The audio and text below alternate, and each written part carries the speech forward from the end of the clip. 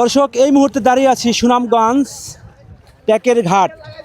এই সুনামগঞ্জ ট্যাকের ঘাটে কি আজব কাহিনী দেখতে পাচ্ছেন। এখানে ঝর্ণার পানি বের হচ্ছে, একেবারে পরিষ্কার পানি, সেগুলো দিয়ে কিন্তু গোসল করা হচ্ছে। আর ওখানে আছে একটি আজব কুয়া, যে আজব কুয়া দিয়ে কিন্তু অলরেডি নিচ থেকে পানি উঠছে ও যে ওখানে।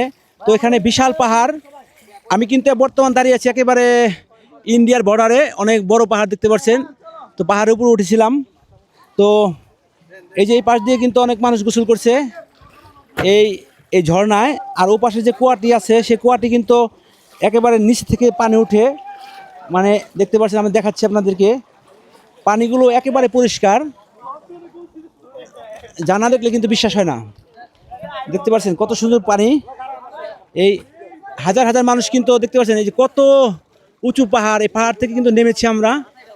অনেক কষ্ট হয়েছিল উঠতে এবং নামছি পাহাড় থেকে ঘুরে ঘাড়ে। তো এখন এখানে দেখতে পাচ্ছেন এই যে কুয়াটি, এই কুয়া দিয়ে কিন্তু পানি অলরেডি নিচ থেকে উঠে। এই পানিগুলো দিয়ে কিন্তু আসলে এখানে যতগুলো রেস্টুরেন্ট আছে সেগুলো কিন্তু চালানো হয়, খায়। এখানে যারা ঘুরতে আসছে তারা কিন্তু এই পানিগুলো এখানে খেয়ে থাকে। একেবারে পরিষ্কার, দেখতে পাচ্ছেন কতটা পরিষ্কার। মানে কুয়া থেকে নিচ থেকে অলরেডি উঠতে আছে পানি। এখানে যদি সারাক্ষণ নিতে থাকে তাও কিন্তু পানি শেষ হবে না। এই তোমরা পানি কতগুলো পানি নাও ভাই? কতগুলো পানি নাও? না না ভাই, সারাদিন থাকো। পানি কি কমে কখনো?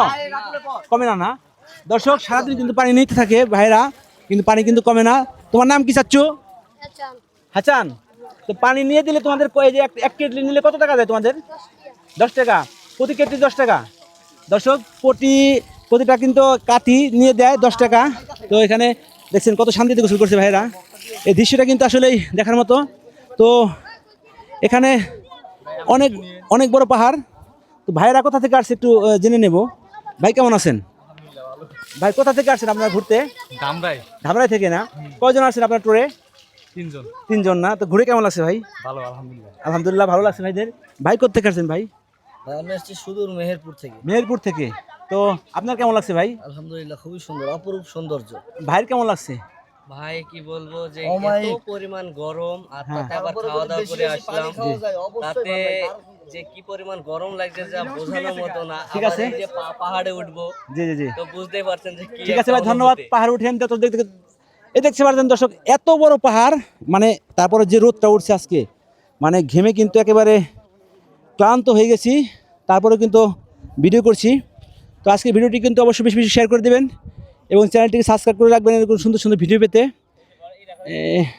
আমি আপনাদেরকে সাইনবোর্ডটা দেখাচ্ছি, এটা আসলে কোন জায়গায় আমি চলে এসেছি। একেবারে ইন্ডিয়ার কাছে কিন্তু দর্শক দেখতে পাচ্ছেন, এই দেখতে পাচ্ছেন। আপনি ইতিমধ্যেই আন্তর্জাতিক সীমারেখা অতিক্রম করেছেন, যাহা আইনত দণ্ডনীয় অপরাধ। আদেশক্রমে বিজিবি কর্তৃপক্ষ। একেবারে কিন্তু শেষ বর্ডারে, আমরা বাংলাদেশের শেষ বর্ডারে কিন্তু এসেছি এবং এই শেষ বর্ডার অতিক্রম করেই কিন্তু আমরা এই পাহাড়ের উপরে চলে গিয়েছিলাম দর্শক। তো ভালো থাকবেন, চ্যানেলটিকে সাবস্ক্রাইব করে রাখবেন, ভিডিওটি বেশি বেশি শেয়ার করে দেবেন।